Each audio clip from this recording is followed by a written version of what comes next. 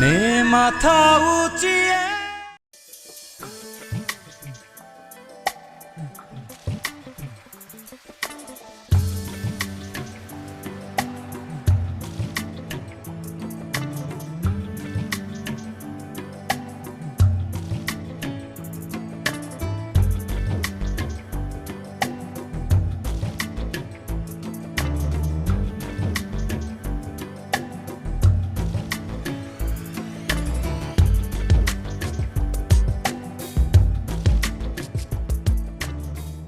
আমাদের দেশ বৈচিত্র্যময় এক কৃষির দেশ এবং পাহাড়ি অঞ্চলের এই বৈচিত্র্যতা সত্যিই মনোমুগ্ধকর। পাহাড়ি অঞ্চলের আঁকাবাঁকা রাস্তা দিয়ে যখন যাচ্ছিলাম মনে হচ্ছিল দুপাশেই যেন এক কৃষির মহাযজ্ঞ। সুপ্রিয় দর্শক, এই মুহূর্তে আছি থাপুরাপাড়ার থেকে আমরা যাব হচ্ছে পাহাড়ের ওপারে, যেখানে আমের একটা বিস্তৃত অবস্থা আছে। আমের সিজন খুব বেশি দেরি নেই, এখন কিন্তু অলরেডি মুকুল থেকে ফোটা শুরু হয়ে গেছে এবং তার সাথে আমের আকারও কিন্তু বিভিন্ন ধরনের বিভিন্ন জায়গায় বাংলাদেশের পাওয়াও যাচ্ছে। তো নিঃসন্দেহে আমরা সেই গল্প শোনানোর চেষ্টা করব। তো দেরি করব না, চলুন আপনাদের সহ করে সবাইকে একসাথে করে নিয়ে যাই সেইখানে।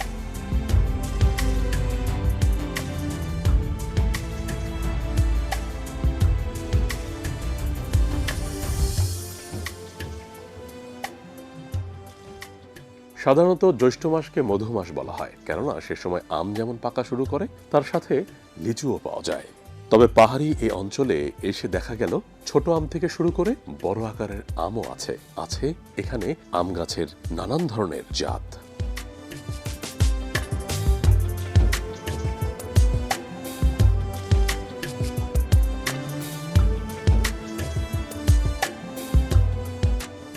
সুপ্রিয় দর্শক, এই মুহূর্তে আছি পাহাড়ের চূড়ায় এবং পুরো এই এলাকা জুড়েই প্রায় 300 থেকে 750 একর হবে এবং সেখানে মোটামুটি অনেক ধরনের গাছ আছে। যদিও বা এখন আছি জাতীয় বৃক্ষ আমের সামনে। আম অত্যন্ত পুষ্টি সমৃদ্ধ একটি ফল, তবে নিরাপদ ভাবে যদি আমরা এর উৎপাদন করতে পারি তাহলে কিন্তু এটার মিষ্টতা, এটার ফ্লেভার এবং সবচাইতে বড় ব্যাপার হচ্ছে সব দিক মিলিয়ে আমরা ভালো থাকতে পারবো। তাহলে ভালো ফল খেলে ভালো থাকা যাবে। তো মেরিডিয়ান নামে একটি সংস্থা, তারা মোটামুটি এতগুলো জায়গায় চেষ্টা করছেন সেই 1997 সাল থেকে। তো সেক্ষেত্রে যেটা বলা যায় যে এ ধরনের প্রকল্পে আম, তারপরে রাবার, তার সাথে আরও বেশ কিছু গাছ, ড্রাগন দেখতে পেলাম। তো আজকে এই মুহূর্তে আমার সাথে যিনি আছেন, কথা বলবো যার সাথে, সে আম নিয়েই তার কাছে জিজ্ঞাসা করব দেশি বিদেশি মিলিয়ে কি কি জাত রয়েছে। আমরা জানি দেশীয় জাতের মধ্যে যেমন আমাদের ফজলি আম ছিল একটা সময়, বেশ বড় বড় হতো, তবে এখনও আছে। মল্লিকা আম আছে, তারপর হচ্ছে চুষা আম, এগুলো আছে। আর বিদেশির মধ্যে কি আছে, যেমন ধরি নামডকমাই, ব্যানানা ম্যাঙ্গো, এগুলো। তবে একটা সময় এমনও ছিল যে আমাদের আবহাওয়াতে এমন সব আম হতো, খুব মিষ্টতা বেশি ছিল। তবে আম্রপালির কথা ভুলে গিয়েছিলাম। আম্রপালি কিন্তু আমাদের মাটিতে চমৎকার হচ্ছে, মিষ্টতাও বেশি। তবে সেক্ষেত্রে আমাদের সবাইকে সেটা ধরে রাখতে একসাথে কাজ করতে হবে। তো কথা বলাবো না, চলে যাচ্ছি আজকের অনুষ্ঠানের মূল আয়োজনে।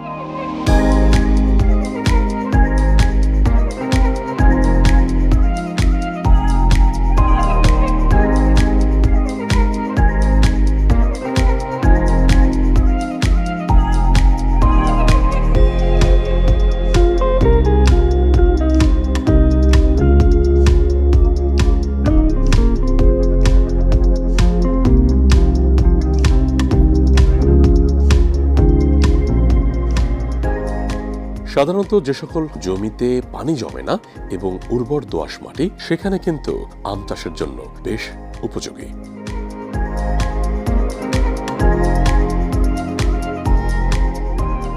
সুপ্রিয় দর্শক, এই মুহূর্তে কথা বলবো আমার সাথে যিনি দাঁড়িয়ে আছেন, ইনি হচ্ছেন মেরিডিয়ান অ্যাগ্রোর একজন সহকারী ম্যানেজার। না, কি নাম আপনার? সাইফুল ইসলাম। আচ্ছা, এই যে আম দেখতে পাচ্ছি এক এক রকম, কোনোটা ছোট কোনোটা বড়, আবার কোনোটার সাথে মুকুল আছে কোনোটা নাই। আবার কোনোটায় দেখতেছি কিছু ওষুধ দিচ্ছেন, আবার কোনোটা দেন নাই। তো একটু বলেন না কিভাবে কি করছেন বা আপনি কি করেন এখানে এই বাগানে? আসলে আমাদের তো অনেকগুলো ভ্যারাইটি আছে, কিছু আছে আর্লি ভ্যারাইটি আর কিছু আছে লেট ভ্যারাইটি। যেগুলো আর্লি ভ্যারাইটি এগুলোর মুকুল আগে আসছে, কিংবা আমগুলো একটু বড় হয়েছে, যেরকম নামদকমাই, ব্যানানা ম্যাঙ্গো, তারপরে কাঁচা মিঠা, এগুলো হচ্ছে আমাদের আর্লি ভ্যারাইটি। লেট ভ্যারাইটির ভিতরে আমাদের আম্রফলি আছে, মল্লিকা আছে, চোষা আছে, আর গৌরমতি? গৌরমতি একবারে লেট ভ্যারাইটিটা আগস্টের দিকে আসে যেটা। গৌরমতি আমটার স্বাদ কেমন? গৌরমতির স্বাদ খুব ভালো, মিষ্টি, প্রচুর মিষ্টি আছে আমটা, সাইজও মোটামুটি ভালো, 3-4 কেজি। তো এই যে ধরেন এই যে গোড়ায় গোড়ায় মানে পানি দেওয়া হয়, পানিটা আসলে বেসিক্যালি কিভাবে দেন আপনারা? আমরা এই যে পাহাড়ের নিচে আমাদের ইয়ে করা আছে, বোরিং করা আছে, ওইখান থেকে ডিপের থেকে পানি উঠলে আমরা 15,000 লিটারের ট্যাঙ্কি আছে, ট্যাঙ্কির থেকে গাছের গোড়ায় হর্স পাইপ দিয়ে দিই আর কি। পাহাড়ে তো আসলে আমের রোগ বালাই তো অনেকই আছে, তার ভিতরে যেরকম বিশেষ করে হপার, তারপরে থ্রিপস, এগুলো একটু বেশি আক্রমণ হয়, কিছু ছত্রাক আক্রমণ হয়। এগুলো আমরা কীটনাশক এবং ছত্রাকনাশক ব্যবহার করে এগুলো।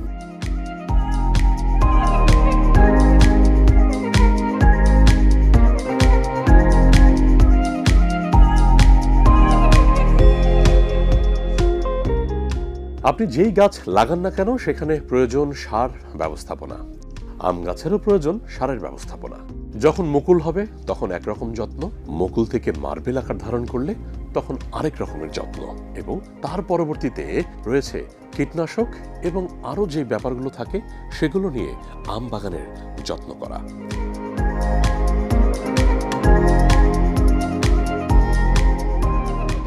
আচ্ছা, দেশি বিদেশি তো আম মিলিয়া জিলাই আছে এখানে, তাই না? তো দেশি আম মোটামুটি কতগুলো জাতের নাম বলেন, 1 আর 2 হচ্ছে বিদেশির 2-4টা নাম বলেন, এবং যেগুলো রপ্তানি যোগ্য কি কি ছিল বা করেছে আগে সেটা বলেন। তার সাথে হচ্ছে সেই রপ্তানি যোগ্য আমগুলা বাংলাদেশের বাজারে বিক্রি হয় কিনা সেটাও বলবেন। আমাদের এখানে দেশি জাতের ভিতরে আম্রফলিটাই আমাদের বেশি সবচেয়ে, তারপরে হিমসাগর আছে, গৌরমতি আছে, ফনি আছে, মল্লিকা আছে, এগুলো আমাদের বেশি, এগুলো চাষ।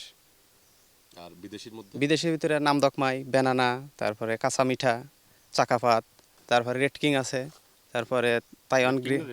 রপ্তানি করছি আমরা গত বছর, আমাদের প্রায় হিমসাগর, আম্রফলি, এই দুইটাই রপ্তানি। বাড়িফোর।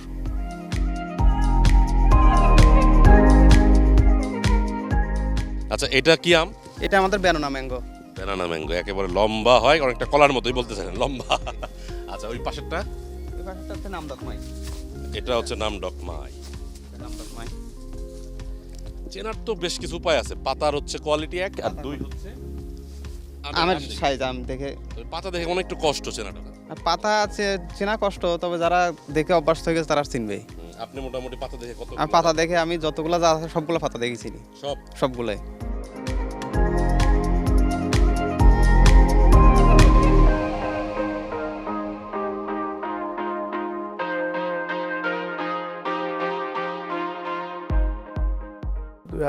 সালে আমাদের আম্রপালি বাগান করলাম। আম্রপালি কিন্তু প্রথম, এটা ইন্ডিয়ান একটা জাত, একটা হাইব্রিড জাত। তা আম্রপালি আমাদের দেশের জন্য আসলে একটা সবচেয়ে ভালো একটা আম, এটা বলার অপেক্ষা রাখে না।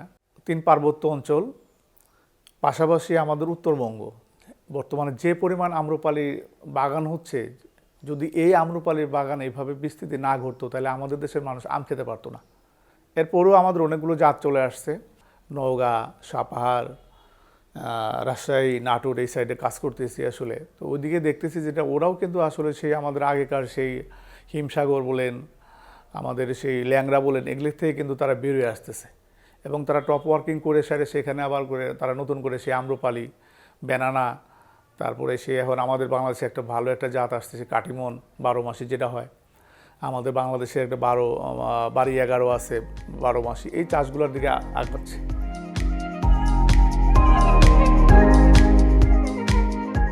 আমাদের বান্দরবান পার্বত্য জেলা অত্যন্ত কৃষিতে সমৃদ্ধ। এখানে বিভিন্ন ধরনের ফলের চাষাবাদ হচ্ছে। এখানে আম, আনারস, কাজু বাদাম, ড্রাগন, এখানে পেঁপে, বিভিন্ন ধরনের ফসলের চাষাবাদ হচ্ছে। তার মধ্যে বর্তমানে আমটা খুবই জনপ্রিয় হচ্ছে এবং প্রচুর পরিমাণে আমের বাগান হচ্ছে। অনাবাদি জমি রয়েছে, সেই পাহাড়গুলিতে যদি আমরা আমের নতুন নতুন বাগান সৃজন করতে পারি তাহলে এবং উন্নত জাত দিতে পারি তাহলে কিন্তু লাভজনক বেশি হবে এবং কৃষকরা ধীরে ধীরে এদিকে ঝুঁকবে আশা করি।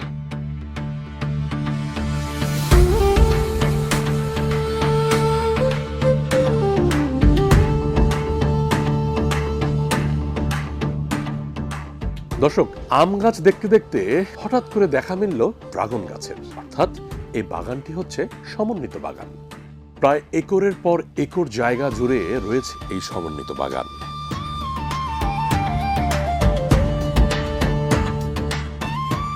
ড্রাগন সুমিষ্ট এবং সুস্বাদু এবং পুষ্টিকর একটি ফল। যদিও বা আমাদের দেশে এই ড্রাগন চাষ হচ্ছে অনেক বছর আগে থেকে, তবে এই ড্রাগন চাষেও প্রয়োজন আরো বেশি আধুনিকতার ছোঁয়া, আরো বেশি যত্নের ছোঁয়া।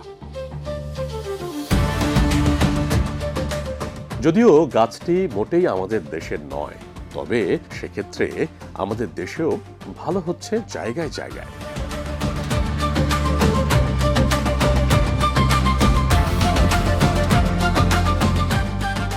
পাহাড়ের বুকেও ফুটে উঠেছে ড্রাগন গাছগুলো।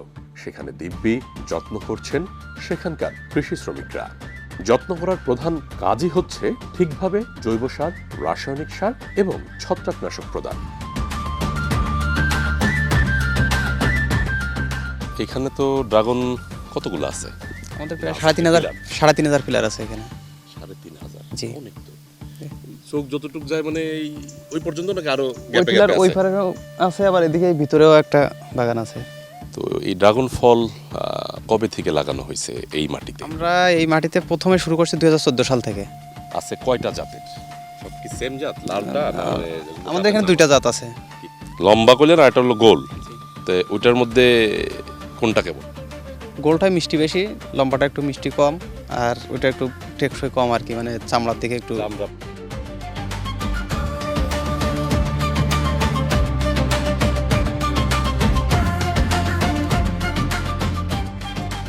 ড্রাগন গাছে সাধারণত পানি কম লাগে। মাটি শুকিয়ে গেলে হালকা পানি দেওয়া যেতে পারে। গাছের গোড়ায় যেন পানি না জমে সেদিকে খেয়াল রাখতে হবে। সেক্ষেত্রে পাহাড়ে ড্রাগন চাষ হতে পারে এক অনবদ্য ব্যাপার।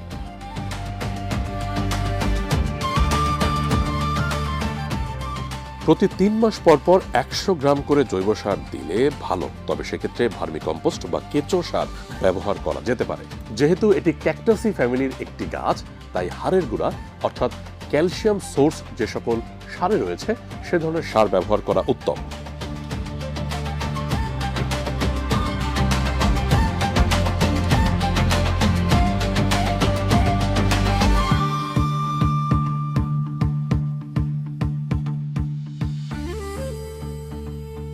এটা আমাদের বছরে প্রায় সিজনে 6 বার ফল উঠে, 6বার ফুল ধরে। 6 বার ফুল হয়। ড্রাগন আপনারা বিক্রি করেন তো অবশ্যই। আমরা ড্রাগন বিক্রি করি বিশেষ করে চিটাগং আর বিভিন্ন কোম্পানিতে দেয়, কর্পোরেট অফিসে। এটা 3 কেজি 5 কেজির বক্স করে করে বিক্রি করা হয়। পরাগায়ন যেটা রাত্রেই হয়, তো রাতের বেলা এই পরাগায়নটা আসলে কিভাবে হয়? রাত্রে আসলে ফুল ফুটে, কিন্তু ভোরবেলা থেকে মৌমাছি, প্রচুর মৌমাছি দেখা যায় আর কি, তখন পরাগণটা ভোরবেলাই হয় বিশেষ করে।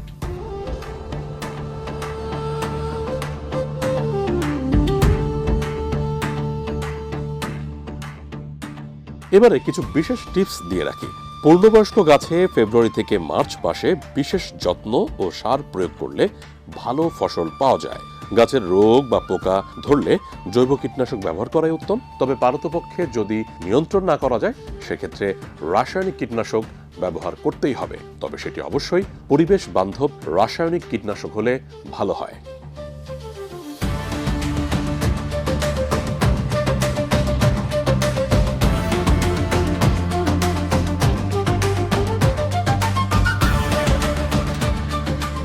এবছর আমাদের ড্রাগন 100 হেক্টর টার্গেট, যে আমাদের এই ড্রাগনের প্রচুর সম্ভাবনা আমাদের বান্দরবনে। কী কারণে? সেটা হলো যে এইখানের পাহাড়ি এলাকার যে ড্রাগনটা সেটা হলো অত্যন্ত সুমিষ্ট, এটার কালার, এটার সাইজ এবং বাজার মূল্য সব কিছু মিলিয়ে ড্রাগনের ব্যাপক সম্ভাবনা এবং চাহিদা বান্দরবন রয়েছে। এবং বান্দরবনের ড্রাগন এটা একটু অন্য এলাকার চাইতে একটু ব্যতিক্রম। এটা ইয়ের কারণে, স্বাদ এবং মিষ্টতার কারণে। আমরা আশা করি যে এই ড্রাগন ভবিষ্যতে আমাদের আরও এলাকা উত্তরোত্তর বৃদ্ধি পাবে এবং এবছর আমরা আশা করছি যে 1000 মেট্রিক টন ড্রাগন উৎপাদনের সম্ভাবনা রয়েছে।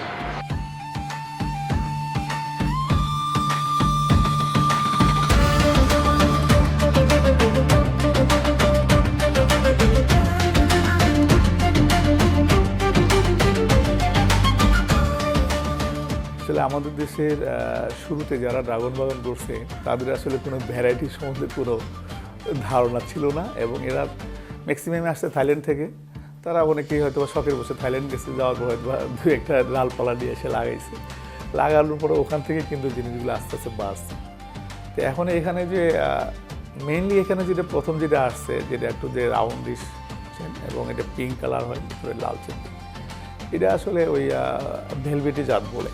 আসলে ড্রাগনের ব্যাপার হলো যে আমাদের দেশে ড্রাগনের একটা বিরাট প্রসপেক্ট আছে, কারণ আমরা যখন প্রথম ড্রাগন শুরু করি তখন ড্রাগন নিয়ে কিন্তু আমাদের এন্টারপ্রেনারদেরকে একটা বড় রকমের একটা সন্ধিহান ছিলেন। কারণ ড্রাগনটা যখন প্রথম দিকে আসে জুন মাসের দিকে, তখন বাজারে আসলে অন্যান্য ফলে ভর্তি থাকে, বিশেষ করে আম, আর আমের প্রতি আমাদের বাংলাদেশের মানুষের একটা ঝোঁক বেশি থাকে। কারণ বাংলাদেশের এখনও 1% মানুষ আসলে ড্রাগন খায় না, মানে দেখেনি। যদি ইদানিং একটু স্প্রেড হচ্ছে, গ্রামগঞ্জে দেখা যায়, উপজেলা শহরে দেখা যাচ্ছে, অথবা বাজারেও দেখা যাচ্ছে, ইউনিয়নের বাজারগুলোতে 2-4 কিছু করে। তো এটার একটা সামনে প্রসপেক্ট আছে, এবং ড্রাগনের একটা সময় আমাদের দেশে অনেক হিউজ দাম ছিল, 250, 300, 400 টাকা অ্যাজ ইউজুয়াল ছিল। আমরা গত বছরে যেটা আমাদের বাজারে যেটা দেখছি, আমাদের এটা 70 টাকা থেকে শুরু করে 150 টাকা, 200 টাকা পর্যন্ত উঠে গেছে।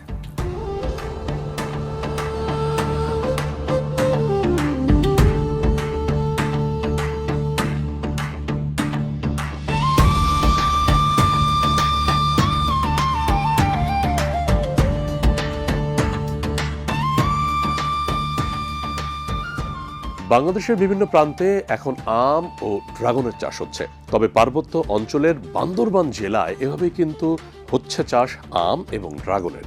তাই আপনার জায়গা যেখানেই আছে, হতে পারে সেটি পার্বত্য অঞ্চল কিংবা হতে পারে সেটি সমতল অঞ্চল, সেখানেই কিন্তু যত্ন সহকারে গাছ লাগালে অবশ্যই গাছ হতে বাধ্য। তবে বাকিটা তো উপরওয়ালার ইচ্ছা।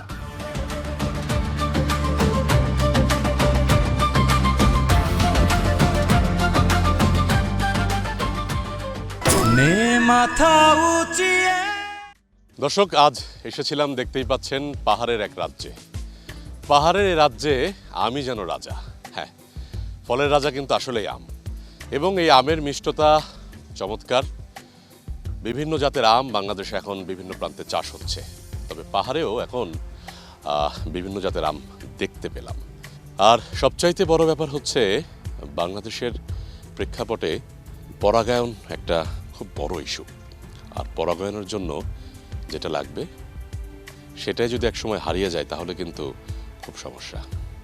কিছু কিছু ফসলের পরাগায়ন হয় বাতাসে, কিছু ফসলের পরাগায়ন হয় মাছির মাধ্যমে। দর্শক, আজকের মতো বিদায় নিচ্ছি। দেখা হবে আগামী পর্বে আবারও নতুন কোনো বিষয় নিয়ে। তারই ধারাবাহিকতায় এটিএন বাংলার সাথেই থাকুন। সবার বড় যোদ্ধা তোরা, সবার বড় যোদ্ধা তোরা, নেরে সব